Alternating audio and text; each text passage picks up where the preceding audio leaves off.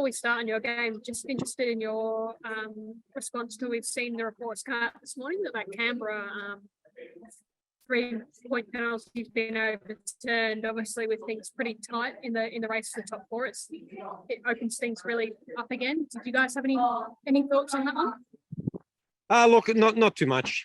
It's out of our hands, and whether or not it was the right thing or the wrong thing, I think Sydney FC will say it's the wrong decision, and Canberra will say it's the right decision, and probably everyone around the top four will say it's the right decision. So, I think it depends on who you ask, but it's something it's out of our control, out of our hands, and it is what it is. I think nothing official that I know of as yet. I think I just saw probably same as what you guys saw this morning from I think we saw from the Canberra Times or saying that it's been overturned, and now you guys are saying that Canberra have said it as well. So nothing official, but it was one of those where it's like, okay, and we went back out onto training and we just focus on ourselves. So, if that's the decision that's made, that's the decision, and we get on with it.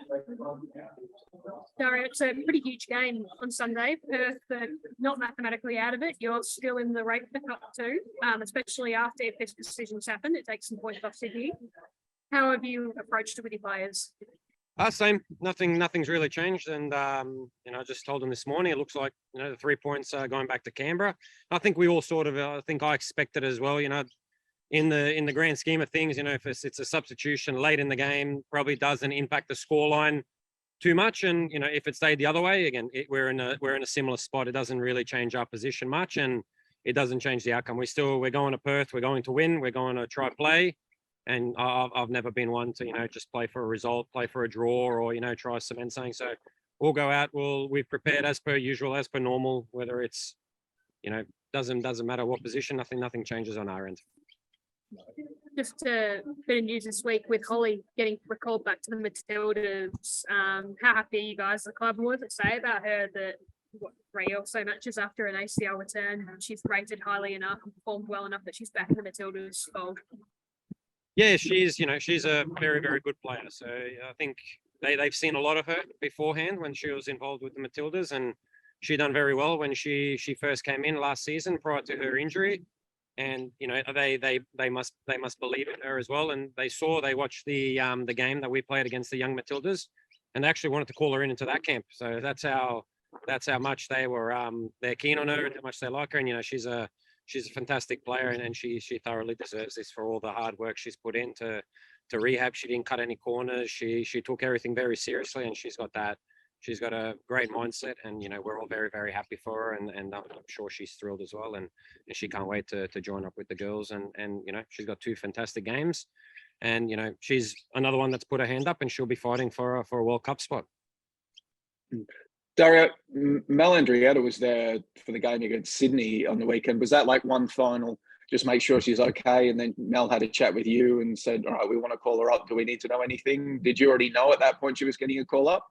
No, I only found out after the game that we got the sort of the official email. So I only found out after that she was. But I think probably to watch Courtney Vine and maybe Jada Wyman as well, and not just Holly. So I think there probably even a couple other names were probably watched. So it's one of the two of the better teams, and both have very strong individuals on both sides. So I'm sure it wasn't just Holly that she was there to watch. But yeah, on the same token, I think she kept a good eye on her, and she performed, very, very well for her first 90 minutes in very tough conditions. So, she's been phenomenal since she's come back, and already what she's shown in 3 short games, and after a long spell away, she's been fantastic, and we're all very, very happy for her. Dario, okay. You've got, with Holly back now, you've got 4 or 5 really good strikers and attackers in your team. Are you still trying to find a way to fit them all into the same starting lineup, or have you sort of worked out a way to bring them into the game in different ways, or to get them to gel? Look, I think a little bit of both. So it just sort of depends what sort of tactical idea we're looking for. So in Perth, we've set up a way that we want to play, and you'll see that on Sunday if you tune in what that is. And so we do have a lot of quality, and it's just trying to find what's the best way that it helps the team and helps the individual within that team. And it is good. It's a headache as well trying to get everyone in the right position, but we've got good quality then to impact the game, and everyone plays their part. And so some games there might be X plays, and then other games we might need Y. Dario, it's one of the most Yeah. difficult road trips in football heading to Perth, and you're coming off the back of a game in 30-degree heat here in Melbourne. How have the players pulled up? Is everybody going to be fit and ready?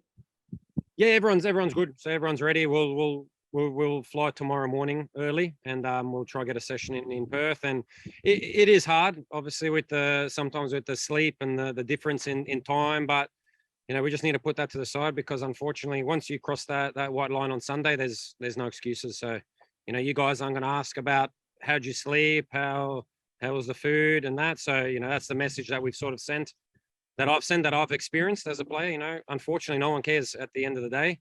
So we need to put all that aside and block that out. And if we play our football, then we should be fine. So everyone's fit and healthy, everyone's looking good. So we'll take a strong squad to Perth, and we'll still try to play our way. That doesn't change for anyone. What have you made of Perth's recent form, especially? Obviously, it wasn't the most convincing of wins, but making another hard road trip and getting the win over Wellington. Yeah, that's it. So they've got a game they must win. We know it's a must win for them against us. So maybe they'll throw a little bit more numbers forward and really search to get that winning goal. So we're not too sure. We've analysed a fair bit of their games and from our last previous clash. So it'll be interesting, and it's always very hard when they're at home. Also for Kim, it's her last game before her retirement. So it's their last home game. So it'll be a great day, great occasion, and it's two teams, both in the finals hunt. So it has all the makings of a great game, and we're looking forward to it. And we expect the best Perth Glory of the season to play against us. Also, there's quite a few Victorian girls in that Perth Glory team, and remember after they played Victory once, Jeff mentioned about how those Victorian girls always take their games up another level when they play against the Victorian teams, just because of that, perception. We didn't get a run here, now we're getting a run at Perth. Is that something that you need to keep in mind? Look, we keep in mind all their players, so not just the Victorian ones. It's their mindset is, they know what they need to do. They need to beat us.